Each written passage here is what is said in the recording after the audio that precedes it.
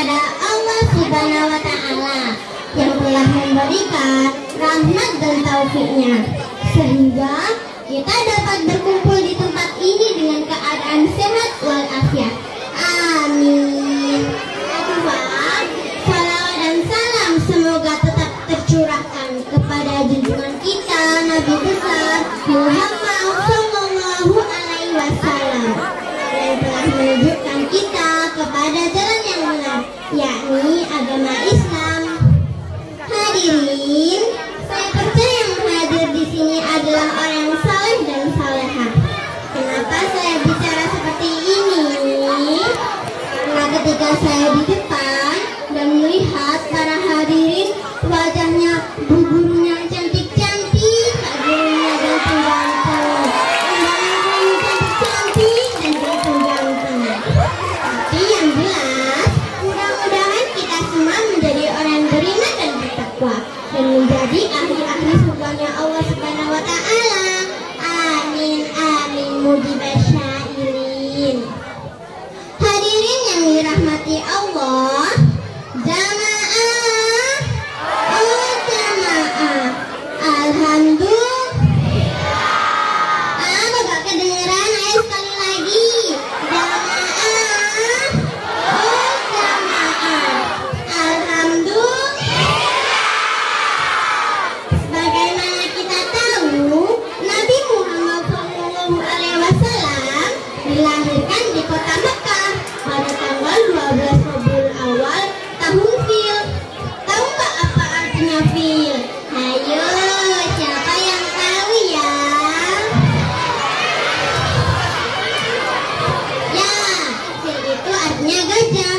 Ada yang tahu nggak kenapa disebut tahun gajah? Kenapa nggak disebut tahun semut atau tahun kucing? Ya udah aku jelasin ya. Kenapa tahun gajah? Karena ketika Nabi Muhammad SAW dilahirkan oleh ibunya Aminah, ada rombongan tentara gajah yang dipimpin Raja Abraha ingin menghancurkan Mekah. Maka Allah pun tidak ridho dan mengirim burung-burung ababil dengan membawa batu-batu api neraka, lalu menjatuhkannya pada pasukan Abraha. Apa yang terjadi? Rasul Allah Subhanahu wa Ta'ala berfirman, "Faja'alahum ka'asfin ma'kul." Mereka dijadikannya seperti daun yang dimakan ular. Artinya, batu-batu neraka tersebut menembus tubuh-tubuh pasukan Abraha. Subhanallah, begitu hebatnya Allah Subhanahu wa Ta'ala. Hadirin dan teman-teman, Rasulullah adalah orang yang hebat dan sangat luar biasa. Beliau adalah manusia yang nomor wahid di antara nabi-nabi yang lain, dan beliau manusia yang paling sempurna. Mengapa beliau menjadi manusia yang nomor wahid? Karena beliau jujur, lemah lembut, tegas, bijaksana dan mencintai umatnya. Pantesan Allah Subhanahu wa Ta'ala menjadikan beliau sebagai suri teladan kita. Allah Subhanahu wa Ta'ala berfirman, "Laqad kana lakum fi Rasulillahi uswatun hasanah liman kana yarjullaha wal yaumal akhir wa dzakarallaha katsira." Yang artinya, sesungguhnya telah ada pada diri Rasulullah itu suri teladan yang baik bagimu, yaitu orang mengharap rahmat dari Allah dan kedatangan hari kiamat, dan dia banyak menyebut Allah. Hadirin yang dirahmati Allah, jamaah, oh jamaah, alhamdulillah.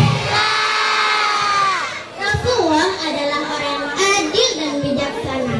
Bahkan beliau pernah berkata, "Seandainya anakku Fatimah mencuri, maka saya sendiri yang akan memotong tangannya." Subhanallah, Rasulullah sangat adil dan bijaksana. Ada cerita pada zaman dahulu, ada orang kafir tua dan buta. Setiap hari Nabi Muhammad menyuapinya dengan tangan yang lemah lembut. Tapi orang tua itu selalu berkata, "Hai fulan, kalau karena dia pembohong dan pendusta. Dia tidak sadar yang menyuapinya adalah Nabi Muhammad. Nabi Muhammad pun mendengar itu. Nabi Muhammad tersenyum dan tidak marah sedikit pun. Saat Rasulullah wafat, digantikanlah Abu Bakar yang menyuapinya. Orang tua itu rasa beda kelembutan tangannya. Lalu dia berkata, "Hai Fulan, jangan percaya kamu sama Muhammad. Dia itu pembohong dan pendusta. Seandainya aku bisa melihat, aku pasti akan hajar dia dan kupatah-patahin tulangnya." Abu Bakar pun marah dan menyuapinya dengan kasar. "Hai orang tua tidak tahu diri, setiap hari kamu itu disuapi oleh Nabi Muhammad. Sekarang beliau sudah wafat dan aku yang menggantikannya." Mendengar itu, orang tua itu pun sedih dan berkata, "Jadi selama ini yang menyuapiku adalah Muhammad yang selalu kuhina dan kucaci maki, dan dia tidak membalas apa-apa." Akhirnya orang kafir tua dan buta itu pun bertaubat dan masuk Islam. Nah teman-teman, ayo kita contoh Nabi kita Muhammad SAW. Kita harus jujur, lemah lembut, rajin belajar, dan rajin melaksanakan sunnah-sunnah Rasulullah dalam sehari-hari. Cukup sekian ceramah dari saya. Jika ada kekurangan, saya mohon maaf yang sebesar-besarnya. Dan jika ada kelebihan, jangan dikembalikan. Saya ikhlas. Pantun dulu yuk. Pergi ke pasar beli ketan. Tak lupa beli rambutan. Rasulullah sebagai panutan, anak soleh jadi idaman.